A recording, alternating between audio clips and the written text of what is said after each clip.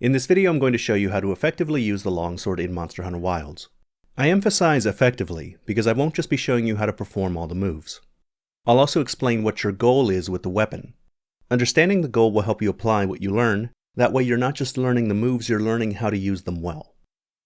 I intend for this video to be a complete guide useful even for a person that's never used the longsword. However, we will go from beginner to advanced very quickly, and by the end of the video I will cover information that even experienced players may not know. Finally, this guide is based on information found in the Monster Hunter Wilds beta, and if things change in the full release, some of this information may become outdated. I don't expect that to happen. Usually the open betas reflect what the game is going to be like at launch. They might tweak some numbers, but the way to optimally play the longsword is unlikely to change. Let's begin. At the top left of your screen, below your health, stamina, and sharpness, is a sword icon. The sword's outline represents your spirit level. White is spirit level 1, yellow is spirit level 2, red is spirit level 3. The higher your spirit level, the more damage you do. When you increase your spirit level, the outline will cover the entire sword, but will slowly fade to the left. If you don't increase the spirit level before it reaches the left-hand side, it will revert to the previous spirit level. Spirit level 3 is the maximum spirit level and works differently from the other two. It will be covered in more detail later in the video. Before that, we need to talk about the most basic way of increasing your spirit level. Inside of the sword icon is your spirit gauge. You increase your gauge by attacking with your triangle and circle attacks. Your gauge, like your spirit level, will gradually drain over time. Once your gauge is sufficiently full, you can press R2 to use your Spirit Blade attacks. These go from Spirit Blade 1, Spirit Blade 2, Spirit Blade 3, and Spirit Round Slash. Spirit Blade attacks cost Spirit Gauge to use, but if you have enough gauge to do the whole combo, the last hit, the Spirit Round Slash, will increase your spirit level. Do note you don't need to land every attack for the spirit level to increase. You can miss every other Spirit Blade attack so long as the Round Slash still hits. In Monster Hunter Wilds, the first two Spirit Blade attacks also have variations based on the direction you try and move. You can move forward, backward, or left and right. This will move your hunter as you slice, and lets you close distances, space out enemies, or simply get into a better position for the rest of your spirit combo. Now before we go any further, we must discuss the longsword's goal. You can use triangle R2 to do a spirit thrust. Spirit thrust gives you hyper armor, making it very effective to do during roars. It will also launch you into the air and let you do a spirit Helmbreaker. Helmbreaker is a powerful downward slash. Completing a Helmbreaker will reduce your spirit level. However, if you're in the air while still doing the Helmbreaker and you realize that you're going to get hit or the monster's going to move out of your range, you can cancel the Helmbreaker by pressing the run button or square.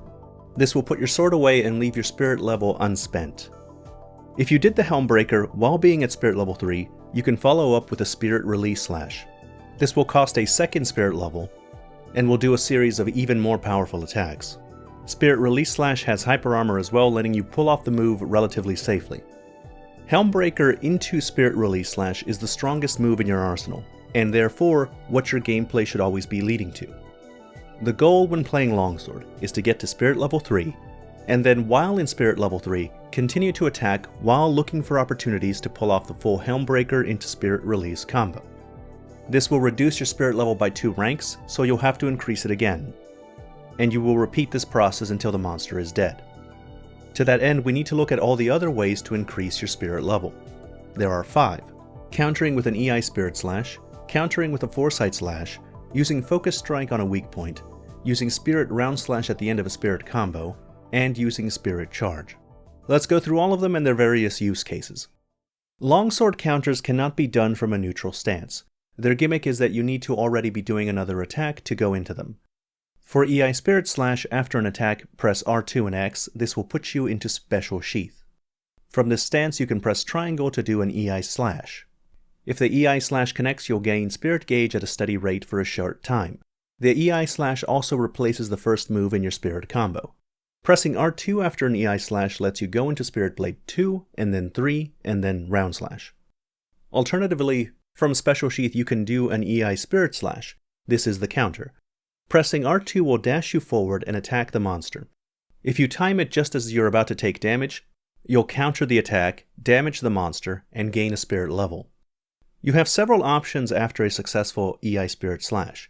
If you have Spirit Gauge, you can press R2 to go straight into Spirit/3, and then do a round slash. Or you can choose to go back into another Spirit Sheath and try and counter again. Alright, let's talk about your second counter, the Foresight Slash. Whereas the EI Spirit Slash is a predictive counter that you set up ahead of time, the Foresight Slash is a reactive counter that you use right away. Like Special Sheath, you can only use it after an attack. Pressing R2 in circle will use up all of your Spirit Gauge and make the Hunter dodge backwards, and then return with a slash. During the dodge, if your Hunter would have been hit by an attack, you negate the damage, and the slash at the end will fill up your gauge completely. You'll also be able to transition to a Spirit round slash. You can do a Foresight Slash at any time, but if you do it without having any Spirit Gauge, then it won't have any invincibility frames. You can't chain a Foresight Slash into another Foresight Slash, meaning that you'll have to do a poke or other attack to be in a foresightable state. The Foresight Slash is very strong. It lets you continually attack while remaining safe. It activates instantly, and it's easy to do with very generous activation frames. It's a great positioning tool since it doesn't matter what direction your Hunter is facing, it's based on what direction you're pointing the left stick. You can also angle the counter slash, allowing you to dodge in one direction and counter slash in another.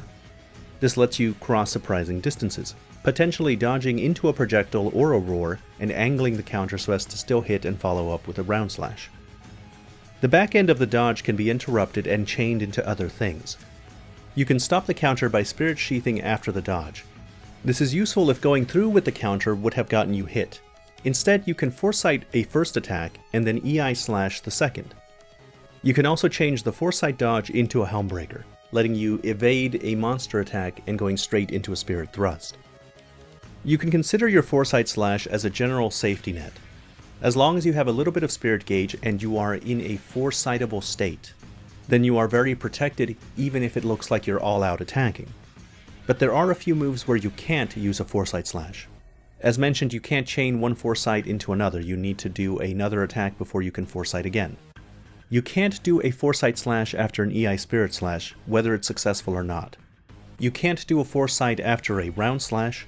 However, in Wilds, you can attack with triangle or circle right after a round slash, and that'll let you do a Foresight. This is a change for Monster Hunter Wilds, as before the only thing you could do after a round slash was pretty much go into Spirit Sheath. Now that we've covered the counters, we can talk about Spirit Charge. Spirit Charge is a new addition to Wilds where you hold down R2. This will do a Spirit Blade 1 and then slowly fill the Spirit Gauge. The longer you hold it down, the higher the Spirit Blade attack you'll do when you let go. If you let go immediately, after you've started charging, it'll go into Spirit Blade 2. If you wait a bit, it'll do Spirit Blade 3, and if you wait until fully charged, it'll do Spirit Round Slash, allowing you to immediately get to the end of the combo. You can use Spirit Charge at any point during the Spirit combo. If used after Spirit Blade 2, letting it go right away will do a Spirit Blade 3, and if used after Spirit Blade 3, letting it go right away will do a Round Slash as soon as you release the button. If you have a full Spirit Gauge, it's probably better to just use normal Spirit Slashes, but Spirit Charge is useful in situations where you don't have any Spirit Gauge and you want to get to a higher Spirit level right away. Fully charging a round slash is going to be faster than attacking the monster normally to build enough gauge and then going through the whole Spirit combo. Now let's cover the Longsword's Focus Strike, and while we're at it, we'll talk about Focus Mode. I don't know how useful Focus Mode is for the other weapons, but for Longsword, it's not something you want to be perpetually doing. Focus Mode is great for aiming your Spirit Thrust or for using Spirit Blade 1 and 2 to get into better positions, but it harms your ability to angle your Foresight Slash in the direction that you want. Foresight Slash works best when you can dodge in whatever direction is most beneficial, but if you're in Focus Mode, you'll end up dodging backwards and then also charging in the direction you're facing, which is not always what you want to do. The Focus Strike is a long forward poke. If it hits a weak spot or wound, it will follow up with a slash attack. The spirit level will go up by 1 per wound you destroy. Pressing R2 right after will follow up with Spirit Blade 3, letting you go into a round slash. Finally, the last way to increase your spirit level is the first one I mentioned, doing the spirit combo and getting to the round slash. Throughout the video I've detailed various shortcuts that let you start the combo at a higher Spirit Blade and get to the round slash faster. But there's a few more things about the spirit combo I want to cover. First, pressing triangle and circle at once will do a Fade Slash. Pressing R2 after that will then do a Spirit Jumping Slash, further R2 presses will go into a Spirit Blade 3 and then a round slash. Fate Slash is interesting in Wilds because it fills up a huge amount of your gauge, half of your whole bar. It fills so much that one triangle or circle attack plus a Fate Slash is enough to go into Spirit Jumping Slash and finish the Spirit combo.